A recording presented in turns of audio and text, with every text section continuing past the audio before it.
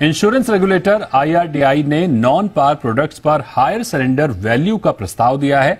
इसका मतलब है कि अगर कोई व्यक्ति पॉलिसी की मैच्योरिटी से पहले उसे सरेंडर करता है तो उसे ज्यादा बेनिफिट्स मिलेंगे।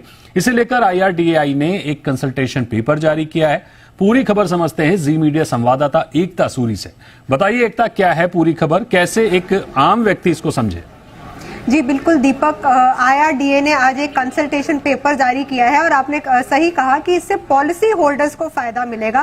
बहुत बार ऐसा होता है कि लोग प्रीमियम नहीं भर पाते और पॉलिसी मैच्योर होने से पहले अपनी पॉलिसी सरेंडर करते हैं। यहाँ IRDAI ने अपने कंसल्टेशन पेपर में ये कहा है कि जब कोई अपनी पॉलिसी को सरेंडर करता है तो उसे जो सरेंडर होने की जो वैल्यू है वो ज्यादा मिले। अभी फिलहाल क्या है, एक टर्म्स एंड कंडीशंस डिसाइडेड होते हैं। यहाँ आपको एक गारंटेड सरेंडर वैल्यू मिलती है या आपको एक स्पेशल सरेंडर वैल्यू मिलती है। अब इस कंसल्टेशन पेपर में कहा गया है कि दोनों में से जो ज्यादा है वो दी जाए, चार्जेस जो है वो बेवजह ना काटे जाए। यानी कि पॉलिसी होल्डर को फायदा है कि अगर वो अपनी पॉलिसी सरेंडर करता है तो यहाँ रेगुलेटर खुद कह रहा है कि उसको सरेंडर वैल्यू ज्यादा मिली जाए।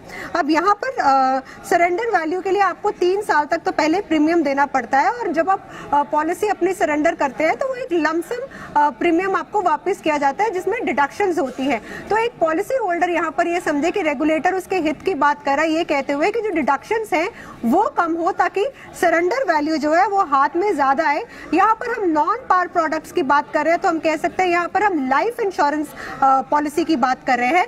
अगर कोई अपनी लाइफ इंश्योरेंस पॉलिसी सरेंडर करता है तो उसे हाथ में सरेंडर वैल्यू जो है वो ज्यादा मिले। दीपक।